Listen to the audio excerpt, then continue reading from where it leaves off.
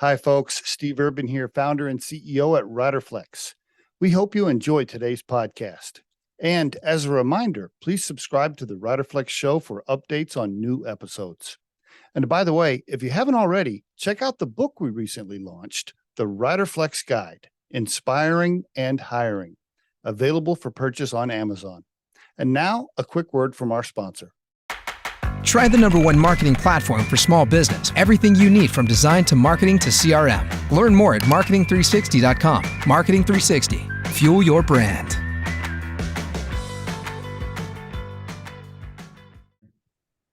Robin Daniels on the Riderflex podcast. Hello, Robin. Hey, Steve, how's it going, man? Good, man. You were telling me earlier. How old did you say you were? 45? 45? Yeah, I don't usually give that away, but I guess the secret's out now. I like to think that I drink the blood of the young to, stay vibrant. Are you doing anything, by the way? Because the reason I'm bringing this up, my 32-year-old son called me and he's like, Dad, I went to the men's clinic and they drew all my blood and stuff, and now I'm getting this testosterone shots and I'm doing this and I'm doing that. I feel great. You need to go. And because I'll be 56 this summer, and I'm like, well, what all can they do for you? And he's like, well, didn't you listen to that one Joe Rogan podcast where he does all this stuff and they just feel better? And I'm like, okay, yeah, great. I'll go. So are you doing anything? I'm doing something. So here's what I do. Okay. I think there are three dimensions of how healthy you are, like physically. Okay. It's what you eat, yep, how you exercise, and how you sleep, right? Of course, there's a whole mental aspect, but that gets very, very complicated. I think on the eating front, I think I'm doing okay. I think I eat fairly healthy, but I could do better, but it's okay. Well, you look great. Exercise, I mean, you look great. What do you weigh? Just in pounds, probably like 158, 160 or something like that. Wow. Oh yeah, you're okay. You got like 0.2% body fat. Damn. What do you eat? You're eating broccoli and lettuce every day. Well, I do eat some sugar, but I'm trying to eat healthy. So on that scale, I would give myself probably a 7 or 8 out of 10. Pretty healthy, but I could be better. On the exercise, I exercise quite a bit. Usually I try to exercise every day, knowing that I don't really get to it every day, but so about 5 or 6 times a week. And it varies between some high intensity stuff, some weights, and a lot of running. I love running. It's kind of my thing. And then the third one is sleep. And sleep is really shit for me. Like my sleep over the last, I think, 2+ decades of high intensity work, lots of travel, different time zones. It's like, it's really been stressful. I've been on this quest to get back to really sleep better, but even went on a sleep camp in Italy for a few days. Really? Like, really? What was that like? Yeah. Tell me about what sleep camp? What do you do there? Weird, man. It was weird. What do you like? Hold hands? Like you all hold hands? Yeah, beds are beside each other, kind of like, okay, it's all fall.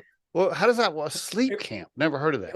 It was part science, where they did a lot of measurements about, putting on thinking about how you sleep and what state your body's in. Are you kind of in a reactive mode or more like relaxed mode? Obviously, I'm very kind of intense, and so it's like, duh, I knew that the results came back. Stuff connected to you, like my exactly, basically. And then there was a lot of alternative stuff, which I thought was a little weird, like laughter yoga, mindful eating, crystal healing, which was like, okay, well, it's very nice, but I'm like, what am I going to do with this when I'm not at a cool place in Italy? Because one of the things, right, Steve, is that, and this comes back to your point of like, what your son did. I think listening to all these podcasts, Joe Rogan, and there's so many of them out there. They have all these great experts on there.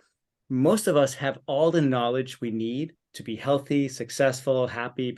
It's whether or not we actually take action on it, right? And you can drive yourself honest, and I think you can drive yourself a little bit crazy trying to do it all. And on sleep, for example, I'm sure most of us have all the knowledge we need about sleep. Like if you wake up at 6 a.m. every day and you go to bed at 9 p.m. and you eat the same thing every day and you have a temperature controlled room and it's dark and you have this here, you can probably have perfect sleep. But I also said to the people at this retreat, I said, well, that's fine if you're a monk. I'm not a monk and I don't want to be a monk. I love it. I live a dynamic life. I love to travel. I like being with friends. I like going to different experiences. Like I need the sleep hacks for a dynamic life. Like, what if I'm in a different time zone suddenly? Or if I'm going out with a customer for dinner and I get back at 11 o'clock at night, like my life is not static, and I don't want it to be static. I'm not like, maybe later in life, but so they taught me a lot about Interesting. how do you like control your mind and you get into a state of mindfulness? So it is getting better, but it's still not perfect in terms of How like, many hours a night do you get usually? Like what on average you think? it's a good question. I think probably between, if I look at my watch, like between 6 and 7 hours, but Yeah. I wake up a lot, which is the problem. Like I feel like I'm not, it's not Uh, like deep sleep. So I'm like constantly in and out, I have a hard time staying asleep. So and I think it's just being in this intense mode, I've had some very intense jobs, if you kind of alluded yes. to a little bit, Yes. Yes. and I like it. I like the intensity. I'm not somebody who can just kind of come in and phone it in. So that also means that you're constantly like thinking about work, you're operating, Mhm. in like a very high level. And I like it, but it also, of course, takes a toll in a different kind of, it like means like my body's used to kind of like being wound tight in some ways. But at the same time, I also recognize it's part of my superpower. Like I have high energy, and people usually like being part of that high energy. I mean, Yes. how many people do Yes. you like in your life who are like low energy that you want to hang around with? Oh, Like, yeah, yeah, no. so you got to Well, also use it to your advantage if you can, right? oh, yes, What yes, about yes. you? How would you rate yourself on those three things? What you eat, how you exercise, how you sleep? So I'm 5'11" and I'm weighing 186. Hmm. Now my doctor said for my age I need to be at 180 or less. So Hmm. I'm trying to get down 6 more pounds. So this is what I did. I cut out the shitty coffee creamer that I was putting in Hmm. my coffee. That's number one. So I'm using healthier creamer because that was huge because I drink like 8 cups a day and I'm pouring that nasty creamer in there. I did that. I cut out chips Hmm. and I cut out most of the bread. I mean, every Hmm. once in a while I'll have some. And then I really backed way off beer and drink more red wine Hmm. instead of the beer. Hmm. Just doing that, along with Yeah. about 30 minutes of treadmill time in the morning. Hmm. I mean, I Great. started pulling pounds. I mean, like you said, Well, it's not rocket science, right? Just yeah. pick your 5 or 6 things that you want to do and just do them. Yeah. I think Totally. you hit the nail on the head. And so that's working for me. And I just need to be consistent on Yeah. it. Like I actually I went to, have you ever been to Moab, Utah? I have. Yeah. Yeah. Okay. So I was in Moab this last weekend on a solo camping trip with my Jeep. Hmm. And I was out there for 3 days solo camping. And when I'm solo camping, I don't eat very much. Like I'll take Hmm. maybe some leftovers that the wife left me or something, but I'm not like cooking meals. Huh? Anyway, I come back into town and I'm getting ready to come back to Colorado. And I was like, man, I really need a cheeseburger right now. I know exactly what you So mean. This the every big once in a while. one of the biggest hacks for me, it really like changed my life dramatically, is intermittent fasting. I started that Yeah. probably six or Okay. 7 years ago. Okay. The first week I did it, I lost like 5 pounds. I mean, and it's just, I mean, it's not like in like rocket science. You're eating less because you're restricting your eating. And for Yep. me, like I skip breakfast. I have no issue skipping breakfast, but I Okay. know like my wife, like she loves breakfast, so she doesn't do it. Like it's all about finding the things that work for you, And Yes. for me, just like I love, which also means that I have like a reduced amount of time that I eat in, usually between lunch and dinner, and then I can kind of, I don't go crazy, but I don't watch it as much. Like I'm counting calories. I just kind of eat what Yeah. I feel like, Yeah. Yeah. Yeah. because Do you knowing still that it's less. are you running any marathons? Are you doing any like races or what are you doing on the running side? Or are you just kind of casually at home or what are you doing there? No, when I turned 35, I made a goal to run my first marathon, Oh, and cool. that was in San Francisco, and I got so hooked on it. It was so fucking hard to do. I mean, I like this. I mean, it was brutal, and it hurt, and you're in pain, and the training is crazy. But I got Oof. hooked on it mostly because of like the mental challenge. Because there's always a point in when you're doing something that's so hard where you want to quit. And Yeah. for me, it's kind of like a good metaphor for life. It's like you can't really quit. You're always going to run into challenges. So I got hooked on it. So I said, I'm going to do one every single year for the rest Ooh. of my life, to constantly like remind myself that I can overcome anything that I set my mind to. So I did. So I've done one every year since I've turned 35, except Oh, 2020 because of COVID. And then I okay. didn't do one in 2021 because of COVID, Okay. because everything was shut down. So I ended up doing three last year. So I Three did in one first, year. yeah, it was a Whoa. little. I OD'd a little bit. I did first Paris, then Copenhagen, and then Berlin. And by Berlin, I was a little tired of running. I gotta say, it was hard. That's impressive, Um, my friend. Now that is yeah. impressive. Wow. Wow. Three. so Okay. this so, so this year I've signed up for one in October. So I have one, so I can train over the summer and go do it. Very good. Wow. Hey, man, good for you. Is your wife, is she athletic too? Is your wife, sorry. does she exercise and run with you, or what's your wife's She story does. on? Yeah, she Okay. does. Yeah. She's a yoga teacher now. Okay. And she had her own yoga studio when we lived in the US. She had to shut it down due to COVID. Super tough. I Okay. always think, I mean, like spent like 5 years building this up. I always said, you're like a startup CEO. Like you're building this up from scratch, Yeah. like Yeah. crazy hours, Yeah. growing staff, trying to get customers, like you're doing all the things that a startup CEO is doing.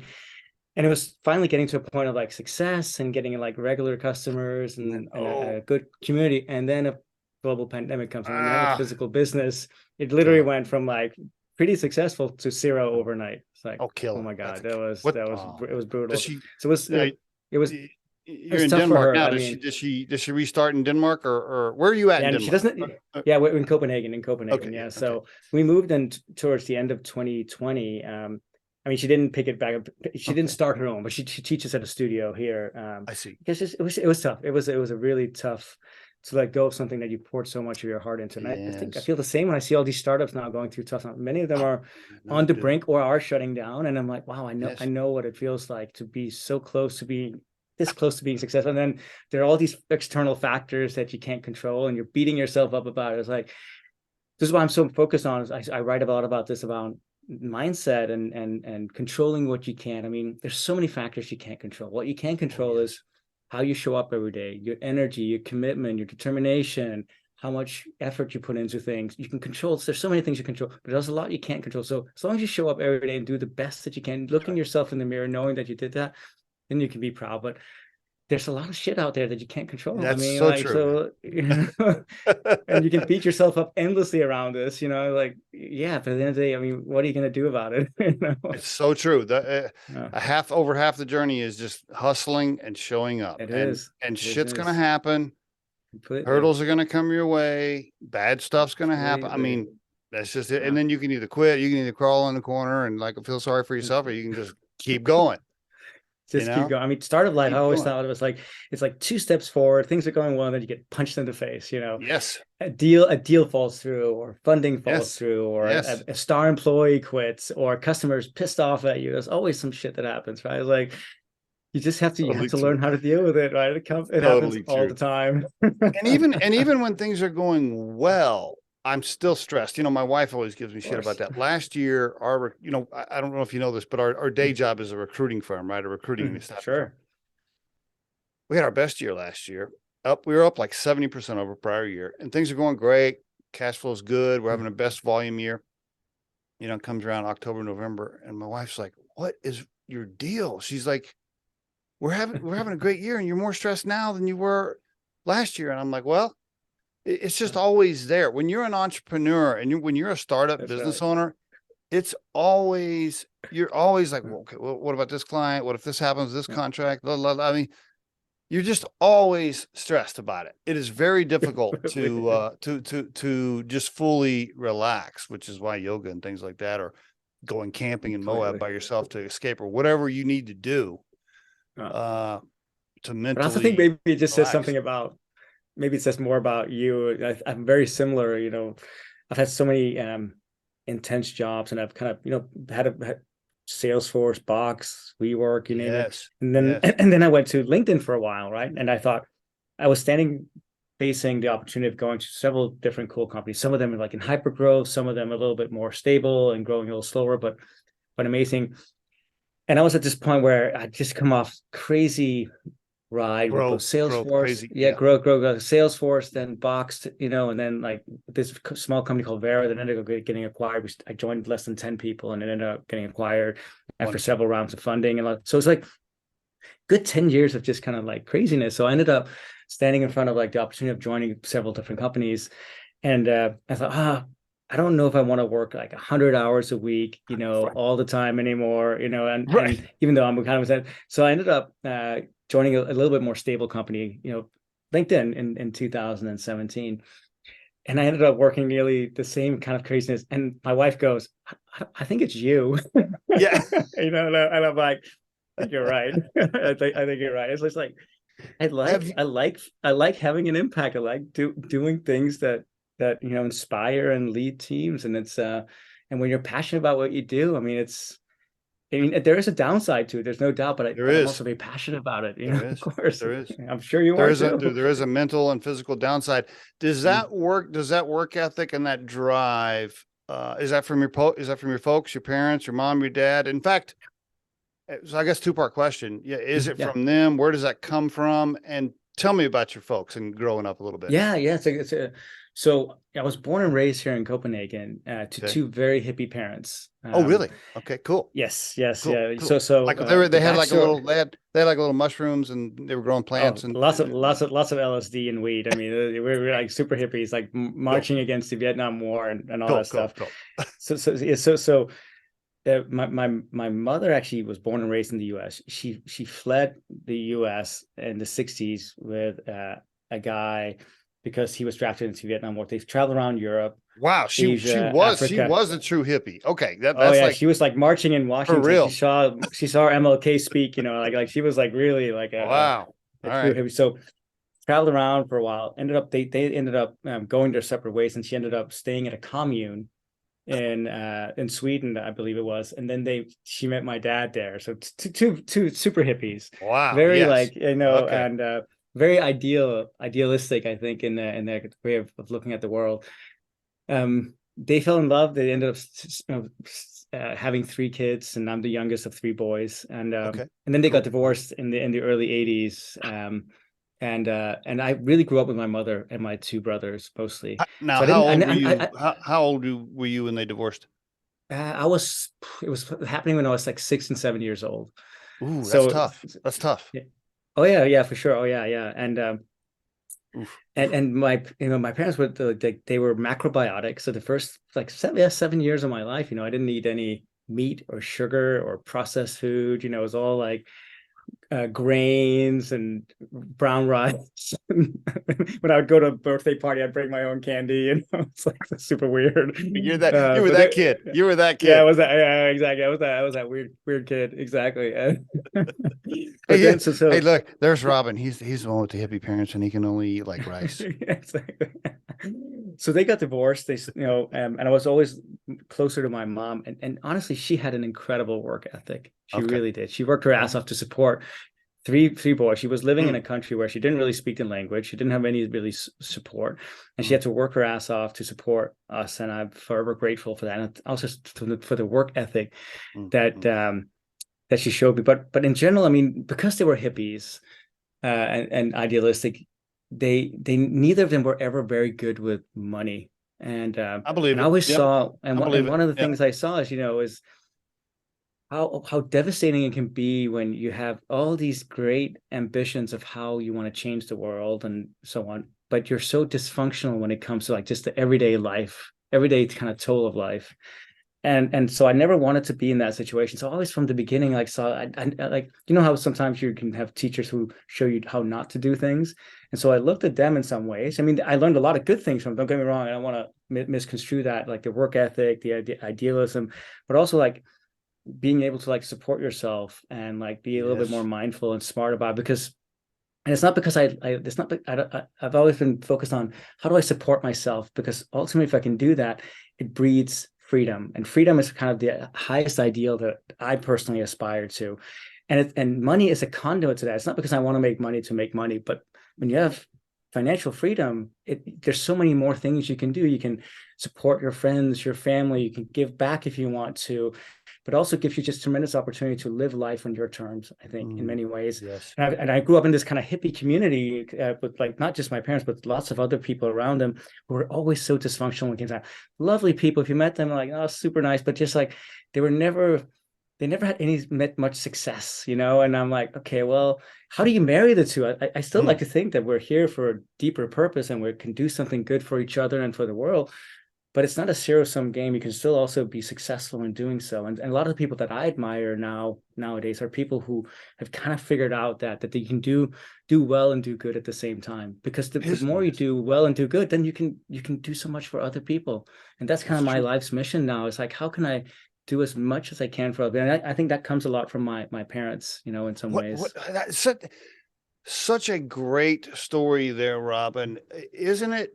and this is a really good lesson for, I would say, what I would call hippie millennials or hippie Gen Z.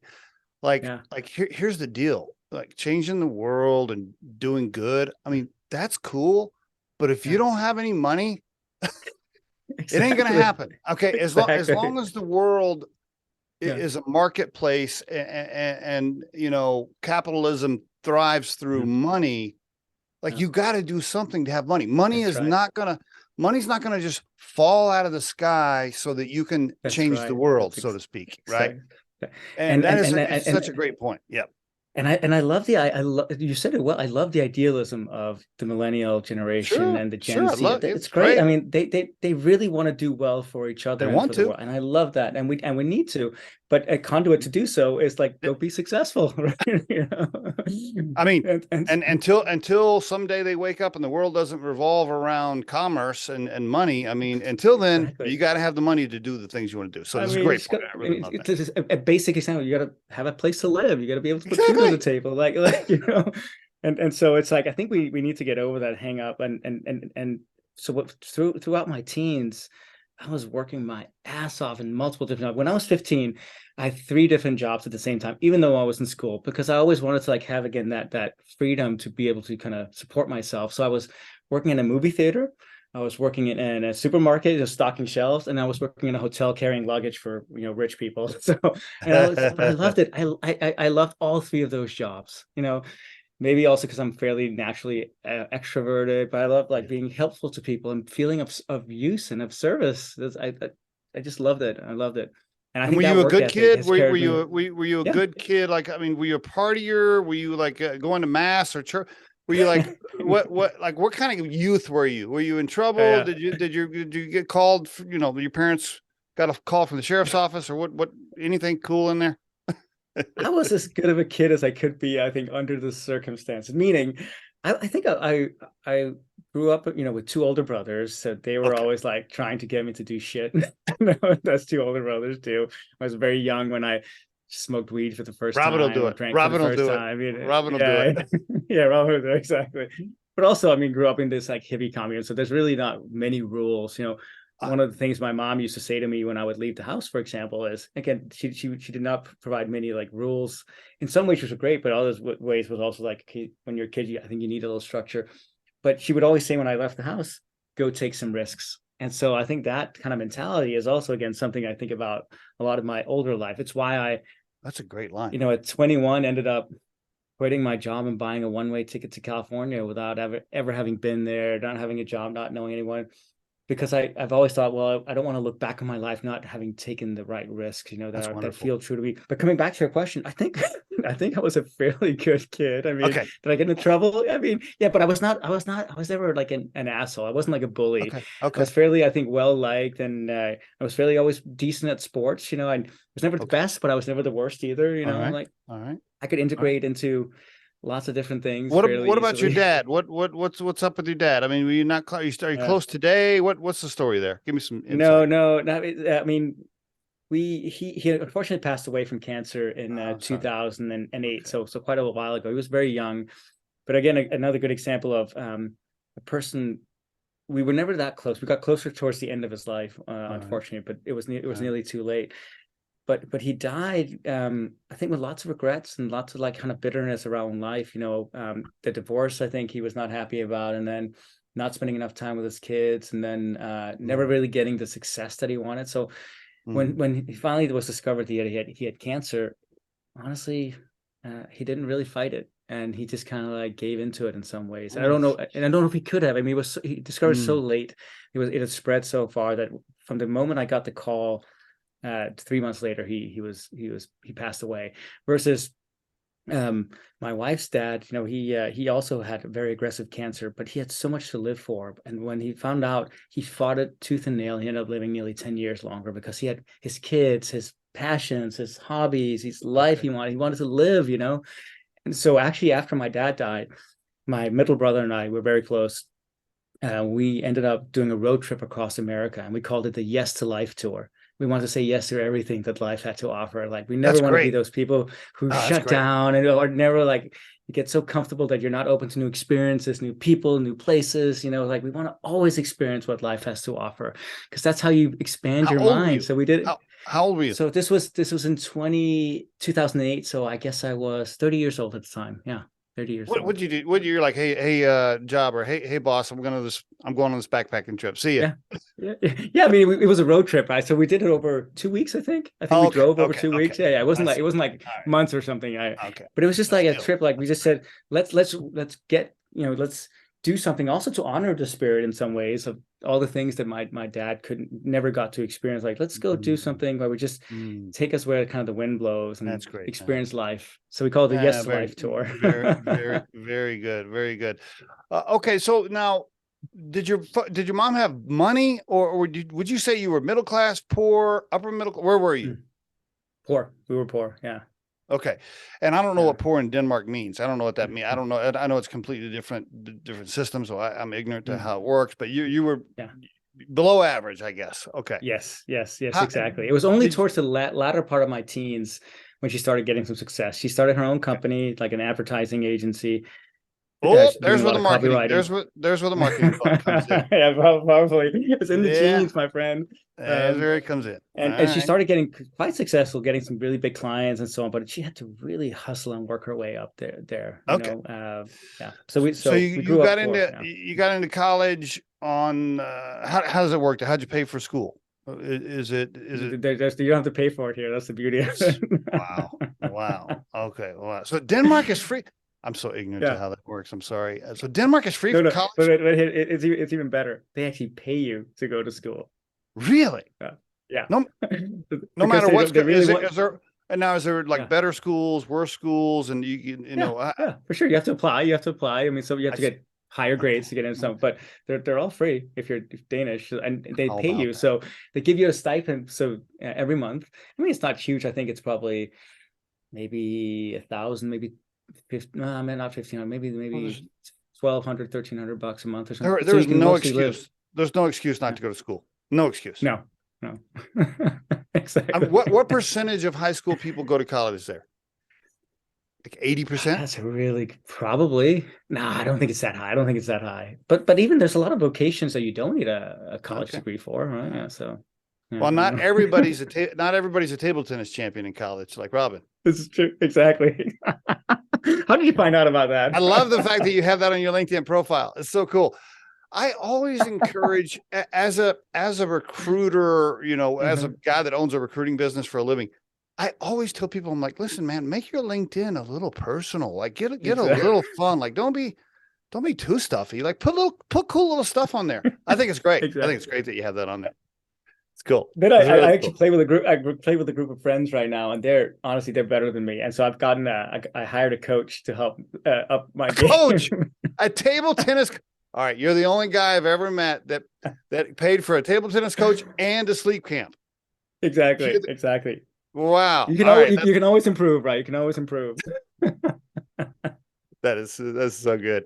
All right, so when you're going to school, were you like, okay, I'm going to be a marketing professional like my mom? Is that what happened basically? Yeah. Okay. I mean, I mean, the mom thing, I never thought of it that way. It's funny you say it. I mean, for me, I was just always passionate about, here's what I'm passionate. I'm passionate about storytelling. That's the thing I love the most. Okay. And actually, I thought there was like two things I wanted to pursue that I was really passionate about. One was I love technology. I'm kind of a nerd. I always been tinkering with technology. That comes from my mom. She married a guy in the late 80s who was a computer nerd. He was a programmer, and he taught me everything about computers. And I really opened my eyes to the power of what technology could do for us. So it was like a super good mentor and like role model for me. They got divorced a little bit later as well in the 90s. But so he was a good inspiration. So I love technology. The other thing I love is entertainment, movies, specifically movies. They have such a profound impact on my life. That started when you worked at the movie house when you were a teenager. That's where that came from. Even true. It accelerated, but it was even before. I just love how movies can make you feel and inspire. It both inspire you, get you emotional about something, make you think differently about the world. And so I thought maybe I'll go into entertainment. And so marketing actually you could have. You got the looks for it, bro. You could have been an actor. Easy. You probably still could be. You probably still could be. Anyway. Maybe we'll see by the second coming, right? Yes. but marketing in some ways, especially marketing for tech companies, of course, I get to deal with technology, and I love technology still. I mean, even though kind of like there's also a lot of shittiness about it. Let's be real. There's some things that I think technology has kind of fucked up with the world. I don't know if we can Yes, swear on your agreed. Well, podcast, we could do a whole nother podcast episode on that, my friend. Yeah, yeah, totally. exactly.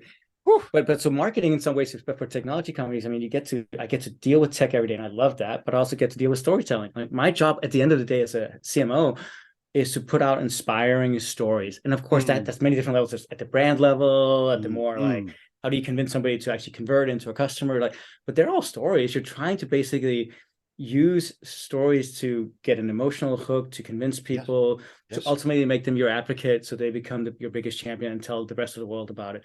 And so I love that marketing is really about that in so many ways. I mean, I love when I get to work on like creative projects. That's kind of my jam. It's super fun. Did you now talk to the listeners? You don't have to go all the way through your career, but I mean, you worked for LinkedIn, you worked for Box, you worked for Salesforce. I mean, I don't know. You worked for a bunch of huge companies, and you moved and you had some IPO and some exit experience, which is also wonderful. What I'd like for you to talk to the listeners about is, did you have a goal? Did you say to yourself, I want to be CMO, I want to reach C-level? Was that like an early goal, or you just said, hey, I love doing this and I'm working hard, and oh, cool, I got promoted. Yeah, great. How did that happen? And talk to the listeners a little bit about that. Yeah, I would say, I mean, when you look at the arc of my career, I mean, I've done a lot of things, and some of them failed miserably, and some of for companies you've never heard of. But luckily, I think I've had more successes than I've had failures. And some of these companies you mentioned, and I got in probably because I had either had a good reputation or it was the right time, but also a little bit of luck, as you know how that works sometimes in choosing the right career. But I had this goal, to your question, that by the time I was 35, I wanted to be a CMO.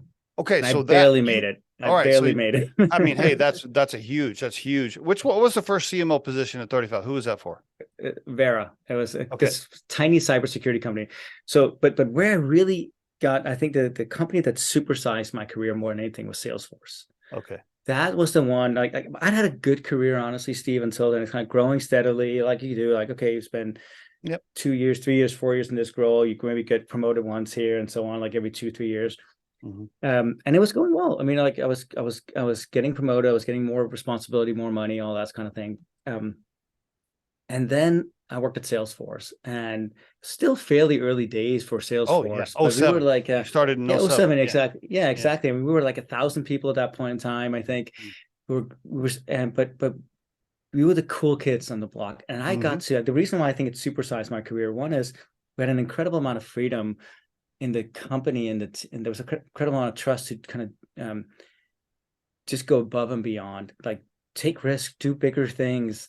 And I worked with this team, and especially in the product marketing team there, that I felt like were like just like the best of the best. I call them the Navy SEALs of the industry. They were just awesome. Like I felt like it was such an honor and a privilege to come in and work with these people every day. And of course, I mean, in order to hang with them, if you're Navy SEAL, you have to deliver yourself, but you also get to be inspired by everybody around you, right? And I felt like, wow, these people are so inspiring to be around. Some of the greatest people who all become CMOs now, whether that's Trisha Gelman, who was CMO at Drift, or Scott Holden, who is now CMO at ThoughtSpot, or Dave King, who was CMO at Asana. Like, these people have all gone on to do great things. But I felt it was such an honor to be a part of this group. But it also made me raise my game.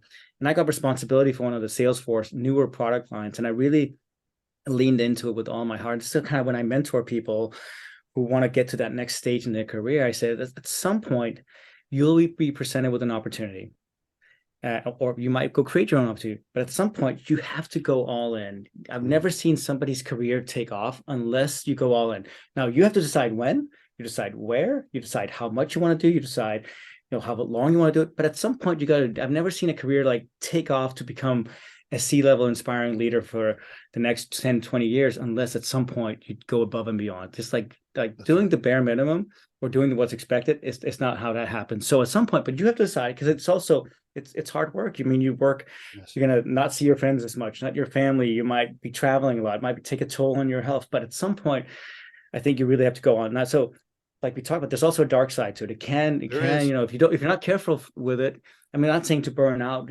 don't get yourself there. That's super hard to recover from.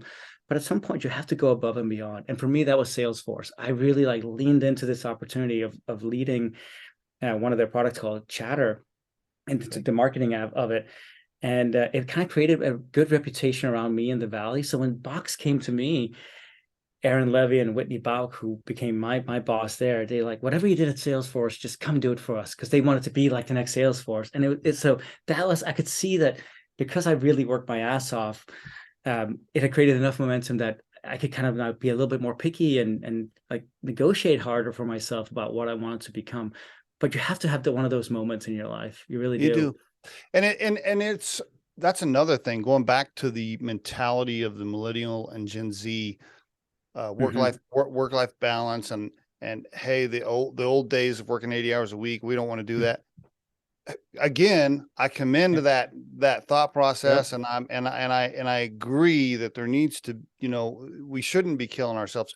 But if you really want to move up and get promoted and beat the average performer to get a promotion, like it or not, you're gonna have to go all in. Right. I don't know what else to tell you. I mean, yeah, it is what it is. Now, I always say no, go ahead.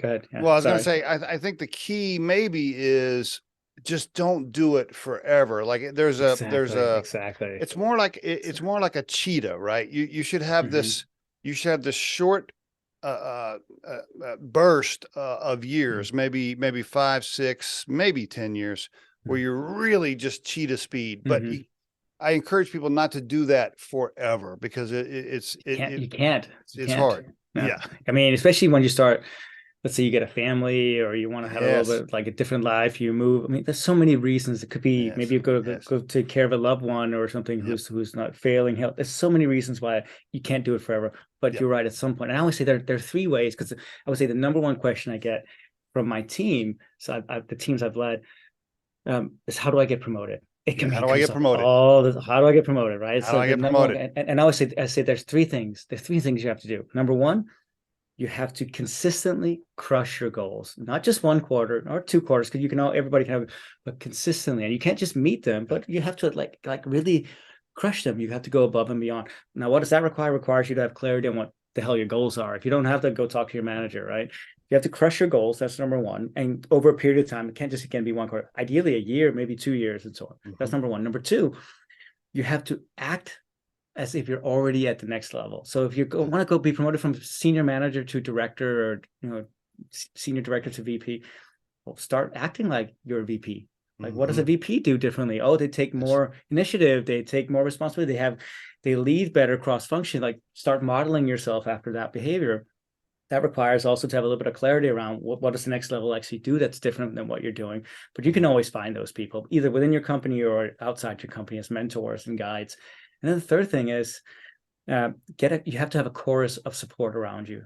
I've never been in a situation where these kind of promotion decisions are just kind of making them in isolation. It's usually me along with other leaders in the company, or even maybe it's my leadership team, and we're sitting around talking about, well, Linda, should she get promoted, and so on. And I can always tell, like, if people go, yeah, she's awesome, everybody, I want her on my team, then I'm like, she's going to get promoted, because she's like having built enough of a core support. Like, she's a good team player, she's collaborative, people like working with her, she produces good results.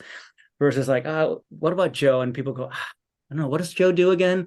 When that goes, then I always know Joe is not getting promoted, because nobody knows what Joe is doing. He's not really contributing. He's not making an impact. I'm like, the conversation's going the wrong direction. So that's great. You have to have a course of support around you to get promoted. Love all 3 of those, Robin. Can I just dive in on one of those?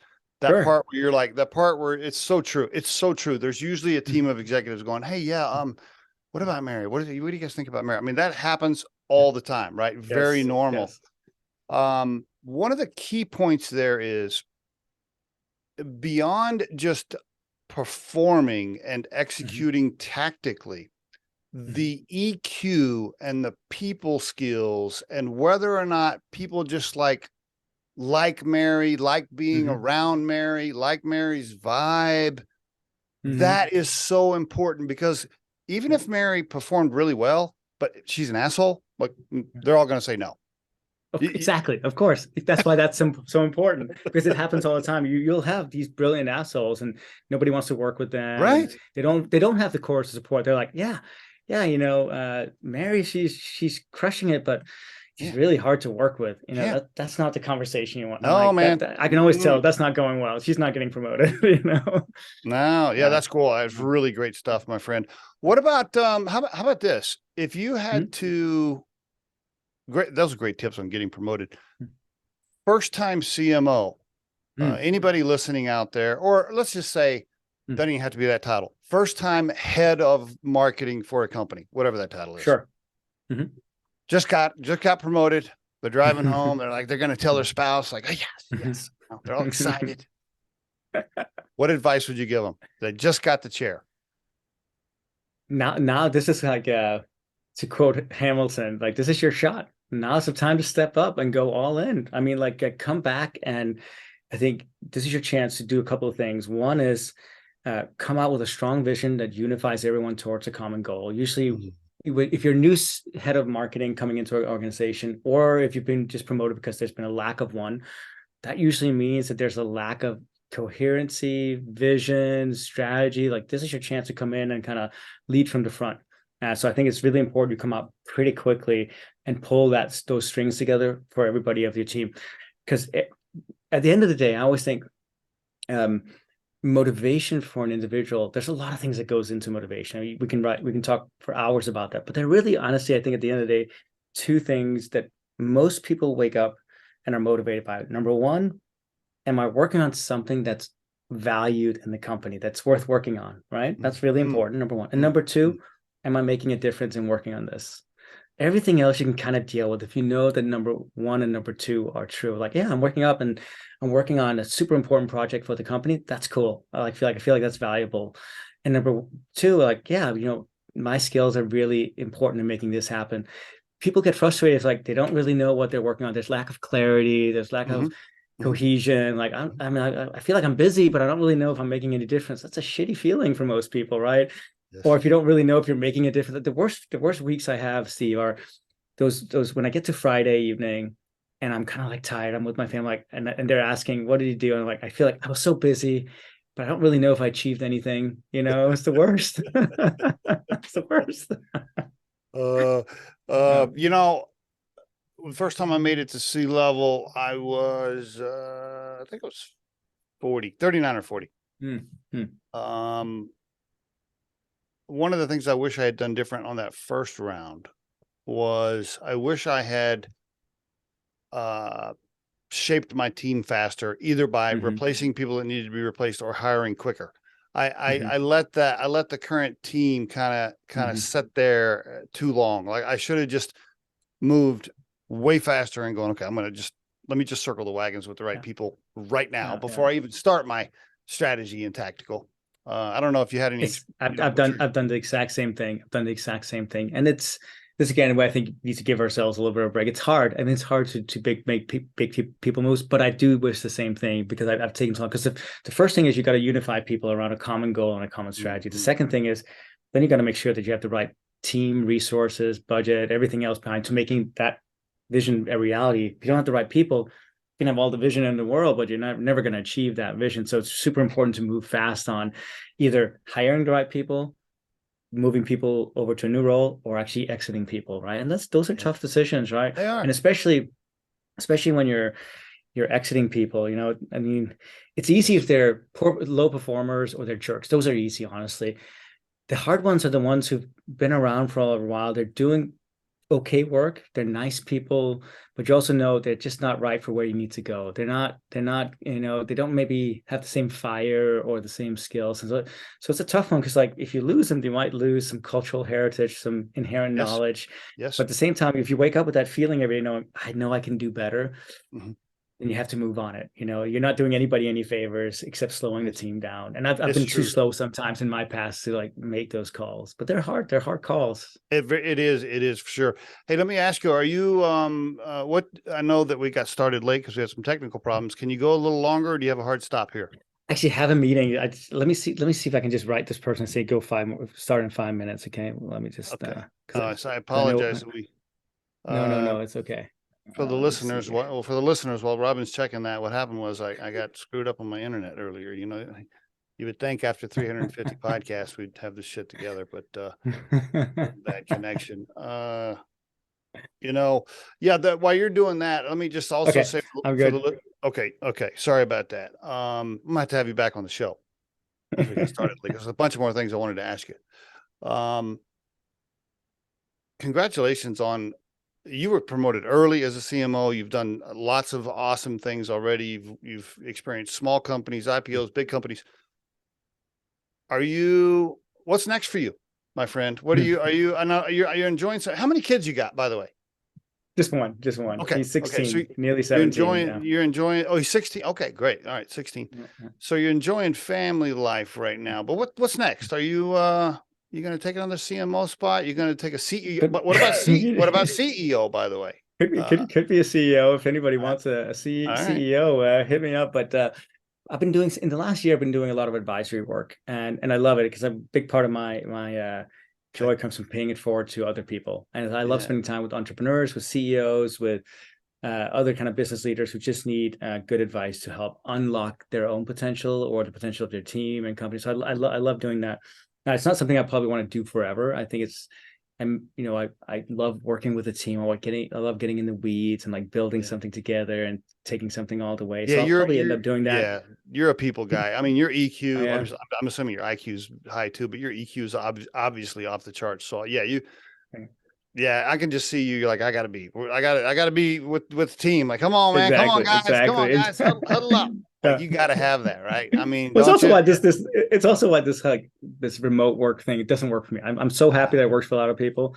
Like, I don't need to see people every day, Steve, but I do want to be with people a lot of the time. Like, for some things, like to build the trust, to break through on certain creative things, I think in person is much better. Now, for just a one-on-one or for status updates and so on, remote is totally fine, right? Like, there's a lot of stuff you can do remote. Deep work is much better remote, but for my kind of personality, I really like being with people. So ideally, I'm like, 2-3 days a week would be great to see people. Right? That's almost the perfect scenario. Would you move? I mean, are you gonna? You guys, you stuck in Denmark? Would you just keep your place there? Would you move back to the U.S.? What have you guys talked about? Potentially, yeah. I mean, we're pretty open. I mean, I think we're definitely here for the next year and a half until my son is off to college. That might happen in England, US, who knows, right? Because he doesn't speak Danish, so he has to go to an English. Oh, he doesn't? Place. He doesn't speak English? Really? He doesn't speak Danish. He doesn't speak Danish. Danish. I thought you said he didn't speak English. I was going to say. Okay.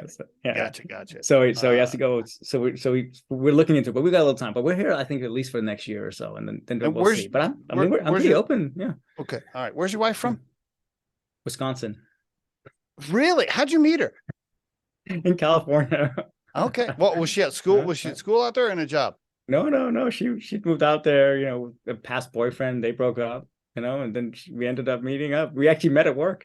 So see, remote work. How are you going to meet anybody? I met my wife at work. Wow, a Wisconsin girl in Copenhagen.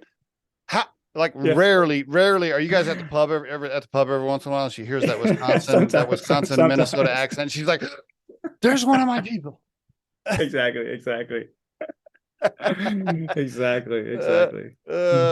Man, Robin, I need to have you back on the show because there's a bunch of stuff I wanted to ask you about social media and this world we're living in and stuff. Oh my God, I got to get you back on. Okay, we'll do that for sure. Congratulations. Thank you for sharing your journey and some advice for the listeners, to all the aspiring entrepreneurs and executives and CMOs out there. Really good stuff, Robin. Thank you, sir. I appreciate you being on the show. It's awesome to see you. Let's do it again. All right, man.